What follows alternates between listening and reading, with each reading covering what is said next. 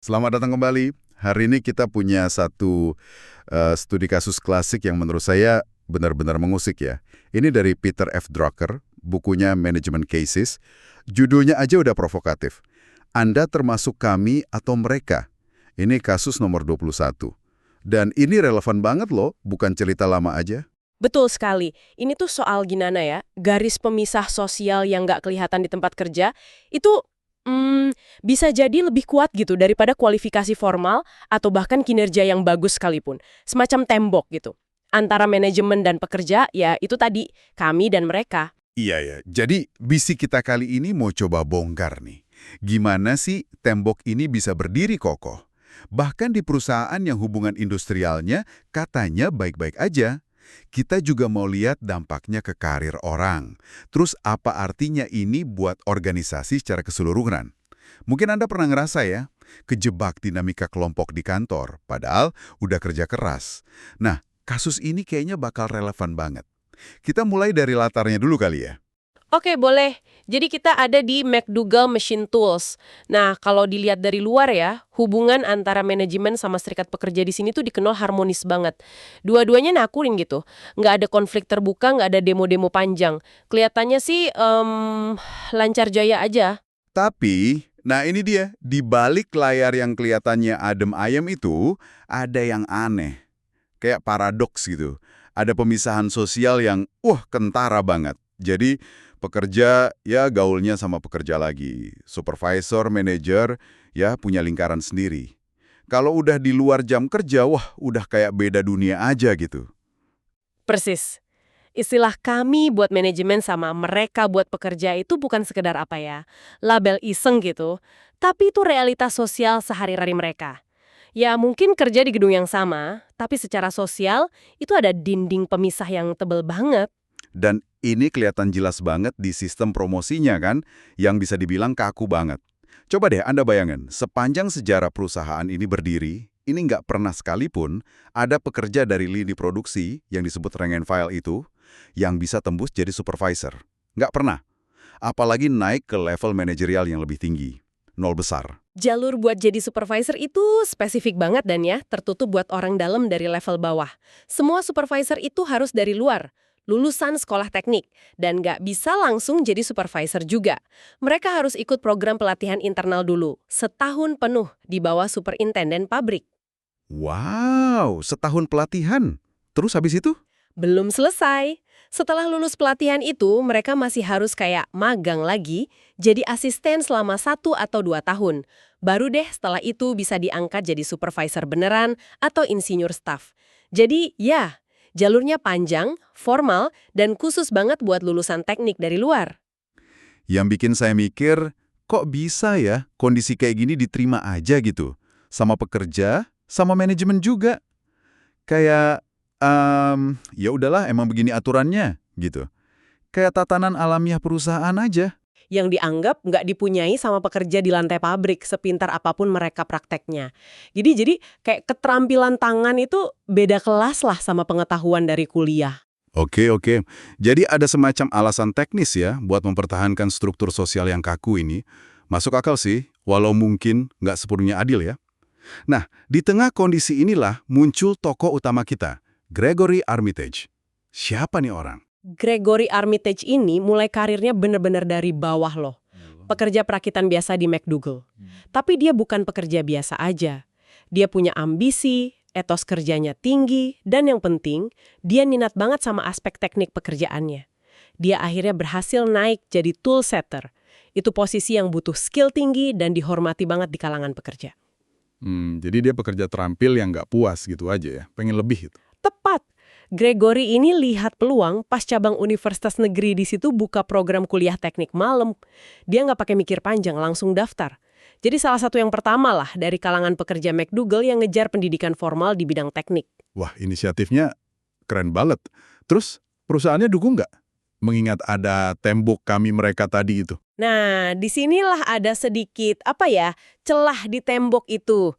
Setidaknya di awal. Jadi kebetulan banget salah satu manajer pabrik McDougall itu ternyata ngajar paruh waktu di kuliah malam itu. Dia lihat potensi sama kegigihan Gregory. Manajer ini kayaknya terkesan gitu. Oh, jadi ada orang dalam dari kelompok kami yang lihat potensi di mereka. Menarik. Bisa dibilang gitu ya. Manajer ini ngasih dukungan personal yang lumayan signifikan. Dia mastiin jadwal kerja Gregory diatur biar nggak bentrok sama kuliah malamnya. Nggak ada lembur paksa di hari kuliah. Ini aja udah bantuan besar kan? Tapi nggak cuman itu kan ya? Soal biaya kuliah gimana? Betul.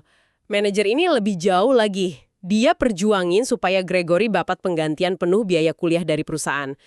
Ini tindakan yang nggak biasa banget loh. Soalnya aturan penggantian biaya kuliah di McDougal itu jelas-jelas cuma buat salaried personel, staf gaji bulanan, bukan pekerja per jam kayak Gregory. Tapi manajer ini berhasil nekuk aturan demi Gregory. Wah, ini nunjukin ya. Setidaknya ada individu di manajemen yang bisa lihat potensi orang melampaui batas kelompok. Sempat ada harapan dong berarti ya. Gregory pasti semangat banget tuh. Tentu aja. Udah bertahun-tahun dia berjuang kan, siang kerja, malam kuliah. Akhirnya kerja kerasnya kebayar. Gregory Armitage berhasil dapat gelar insinyur. Wah, pencapaian besar itu. Momen pembuktian nih. Udah pegang ijazah, dia pasti pede dong ya. Sekarang dia punya tiket buat nyebrang ke kelompok kami. Terus langkah dia apa? Dengan keyakinan penuh, dia nemuin manajer pabrik yang selama ini dukung dia itu. Dia nggak basa-basi, langsung nanya, saya kan sekarang udah punya kualifikasi formal nih sebagai insinyur. Gimana caranya buat ngelamar promosi jadi supervisor? Dia ngerasa udah pantes lah, udah memenuhi syarat, baik pengalaman praktek maupun akademis. Logis banget permintaannya. Manajer yang dukung dia itu gimana reaksinya? Manajer itu kayaknya sih masih dukung Gregory ya. Dia terusin permintaan sama aspirasi Gregory ini ke atasannya langsung, yaitu Superintendent Public. Nah, orang inilah yang pegang keputusan akhir soal promosi ke level supervisor. Nah, ini dia nih, momen krusialnya, titik baliknya cerita ini. Gimana tanggapan si superintendent? Gregory, dia akui secara terbuka kalau Gregory secara teknis, wah kompeten banget. Gelar insinyurnya valid, skill dia sebagai tool setter nggak diragukan. Bahkan dia bilang mungkin Gregory lebih paham seluk-beluk mesin di pabrik itu dibanding lulusan baru dari sekolah teknik. Jadi secara kompetensi nggak ada masalah sama sekali. Clear. Terus kenapa dong? Tapi, nah ini tapi yang gede banget, superintendent itu nolak ngerekomendasiin Gregory buat promosi jadi supervisor di McDougal. Nolak. Alasannya bukan karena Gregory nggak mampu, tapi karena alasan sosial. Alasan sosial, maksudnya gimana tuh? Superintendent itu ragu, bukan sama kemampuan Gregory, tapi sama penerimaan lingkungan sosialnya nanti. Dia mempertanyakan gini, apa para pekerja, teman-teman lama Gregory, kelompok mereka itu bisa nerima Gregory sebagai atasan mereka, sebagai bagian dari kami? Apalagi Gregory kan relatif masih muda ya, dibanding supervisor lain. Dia khawatir Gregory nggak bakal dianggap bos gitu sama mantan teman-temannya. Tepat.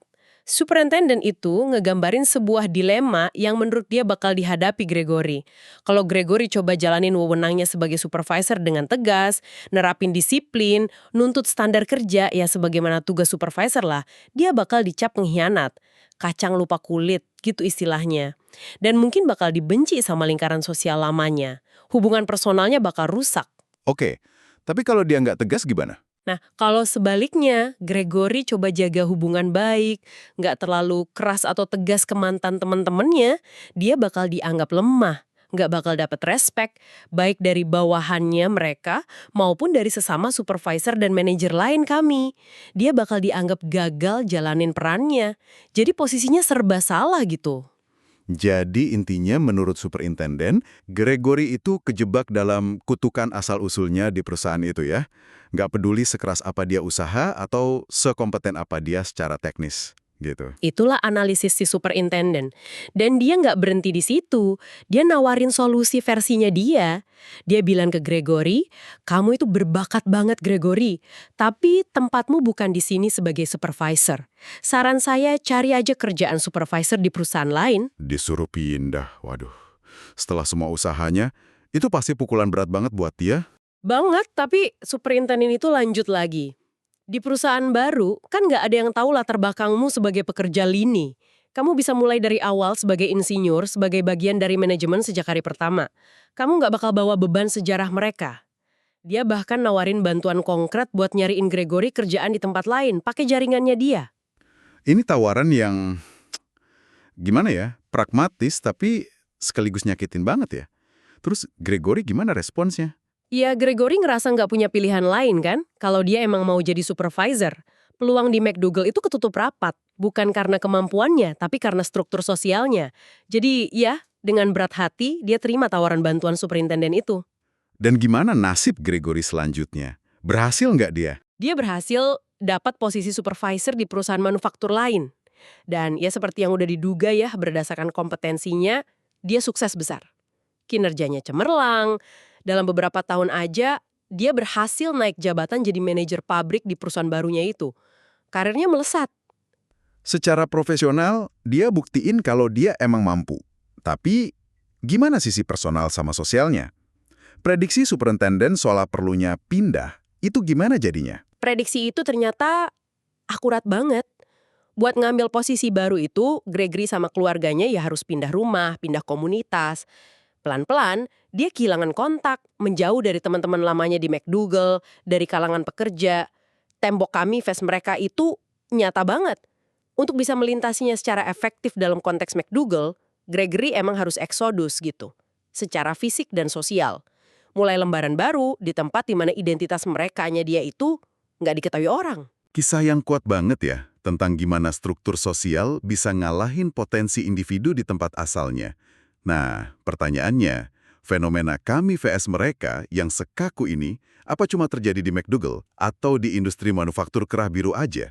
Sumber kita studi kasus Drucker ini emang nyinggung sih bahwa mungkin di Amerika Serikat waktu itu ya, buat kerjaan kerah putih atau kantoran, garis pemisahnya nggak sekaku di McDougal. Mobilitas sosial internal mungkin sedikit lebih cair. Tapi ini bukan berarti masalah ini nggak ada di tempat lain kan? Sama sekali nggak. Drucker juga nyatet bahwa di banyak negara lain atau bahkan di sektor industri yang beda, nggak cuma manufaktur, pemisahan serupa tuh bisa tajam dan kaku banget. Ini bisa terjadi di kantor-kantor gede, di toko retail, ya di mana aja lah ada hierarki antara manajemen sama staf garis depan. Tembok sosial informal ini bisa muncul dalam berbagai bentuk. Jadi ini bukan cuma cerita pabrik tua ya, tapi sebuah pola dinamika sosial yang bisa kita temuin di mana aja. Mungkin termasuk di tempat kerja kita sekarang ini ya, dalam bentuk yang beda mungkin. Tepat sekali. Mungkin bukan antara lulusan teknik versus pekerja pabrik, tapi bisa jadi antara staf permanen versus kontrak, tim pusat versus cabang, departemen A versus departemen B, atau bahkan ya berdasarkan latar belakang pendidikan atau sosial yang beda. Bentuknya bisa macem-macem, tapi esensinya sama. Adanya kelompok kami dan mereka yang ngaruh ke interaksi dan peluang. Ini jadi bawa kita ke pertanyaan reflektif yang juga diajuin di kasus ini ya. Sebenarnya adanya garis pemisah sosial yang kaku kayak gini tuh baik nggak sih? Buat perusahaan, buat masyarakat. Nah ini pertanyaan besarnya kan, di satu sisi mungkin ada argumen, ya walau lemah mungkin ya, soal stabilitas atau kejelasan peran. Tapi di sisi lain kayaknya kerugiannya jauh lebih besar deh. Terus pertanyaannya, bisa nggak sih manajemen secara sadar dan proaktif gitu ngelakuin sesuatu buat ngeruntuhin tembok ini? Atau setidaknya bikin lebih fleksibel, lebih bisa ditembus gitu? Dan ini relevan banget buat Anda, pendengar kami. Coba deh lihat sekeliling di tempat kerja Anda. Ada nggak sih dinamika kami vs mereka yang tersembunyi? Gimana struktur sosial informal kayak kelompok pertemanan, alumni alma mater yang sama, geng nggak resmi, itu ngaruh ke siapa yang didengerin, siapa yang dapat proyek bagus, siapa yang dipromosiin. Ya, sama prasangka yang tersembunyi itu bisa jadi penghalang karir yang jauh lebih susah ditembus daripada kurangnya skill. Ini bukan melulu soal sistem HR formal, tapi lebih dalam lagi soal gimana kita ngelihat dan memperlakukan satu sama lain berdasarkan seragam kelompok yang kita pakai. Kita lihat tadi gimana Gregory, meskipun didukung satu manajer yang lihat potensinya, ya ujung-ujungnya kebentur sama pandangan kolektif superintenden yang mewakili struktur kekuasaan dan norma sosial yang ada. Satu orang baik aja nggak cukup ternyata buat ngubah sistem. Betul. Dukungan individual itu penting, tapi yang bisa ngatasin tembok budaya dan struktural yang udah ngakar kuat sendirian. Perlu perubahan yang lebih sistemik kalau sebuah organisasi benar-benar mau manfaatin seluruh potensi SDM-nya. Jadi, kesimpulan sementara kita dari kasus McDougal ini ya, adanya dilema nyata antara pengakuan kompetensi individu versus kuatnya pengaruh dinamika sosial kelompok di tempat kerja. Nasib karir Gregory Armitage di McDougal itu ditentuin bukan sama ijazah insijurnya, tapi sama dari kelompok mana dia berasal. Ringkasan yang bagus. Tembok kami vs mereka itu bukan cuma konsep abstrak ya, tapi punya konsekuensi yang nyata banget buat individu. Dan seperti yang nanti kita singgung dikit lagi, juga buat organisasi itu sendiri. Nah, sebelum kita tutup nih, coba kita dorong pemikiran ini sedikit lebih jauh ya. Sesuatu yang mungkin belum kita eksplorasi secara mendalam tadi. Boleh, silakan. Anda tadi nyebut soal kerugian buat perusahaan. Coba kita pikirin deh. Biaya tersembunyi dari mempertahankan tembok kami versus mereka ini. Bukan cuma soal kehilangan satu talenta individu kayak Gregory yang terpaksa pindah buat berkembang. Apalagi dampaknya buat organisasi secara keseluruhan. Ini poin yang penting banget. Biayanya tuh bisa berlipat ganda. Pertama, ya jelas, kehilangan potensi kepemimpinan internal. Perusahaan kayak McDougall itu kehilangan kesempatan buat promosiin orang yang mungkin paling paham operasional mereka cuma gara-gara asal-usul sosialnya. Mereka jadi terpaksa selalu nyari dari luar, yang belum tentu lebih baik dan pasti butuh waktu adaptasi lagi. Itu biaya talenta yang kelihatan ya. Ada lagi gak? Ada. Coba pikirin soal kolaborasi yang jadi terhambat. Kalau ada tembok tebel antara kami dan mereka, seberapa efektif sih komunikasi sama kerja sama lintas kelompok? Bisa jadi ide-ide bagus dari lantai produksi, mereka nggak pernah nyampe ke telinga para insinyur atau manajer, kami. Karena nggak ada saluran informal atau nggak ada rasa saling percaya. Informasi penting bisa macet di tengah jalan. Wah, ini bisa ngaruh ke efisiensi sama pemecahan masalah sehari-hari ya. Tepat. Dan lebih jauh lagi, coba pikirin soal inovasi. Inovasi kan seringnya muncul dari persilangan ide, dari perspektif yang beda-beda. Kalau kelompok-kelompok di organisasi itu terisolasi secara sosial, potensi buat inovasi dari bawah ke atas atau inovasi lintas fungsi itu bakal terhambat banget.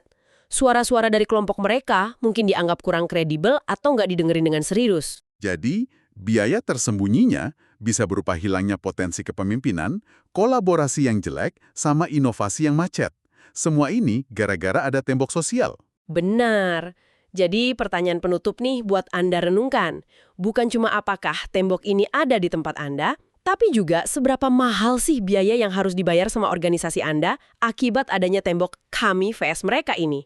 Sejauh mana identitas kelompok, entah itu antar departemen, level jabatan, generasi, atau latar belakang lainnya, saat ini membentuk peluang, menghambat interaksi, atau bahkan membatasi potensi kolektif di tempat kerja Anda. Ini bukan cuma masalah keadilan individu loh, tapi juga masalah efektivitas dan kesehatan organisasi secara keseluruhan. Coba direnungkan deh.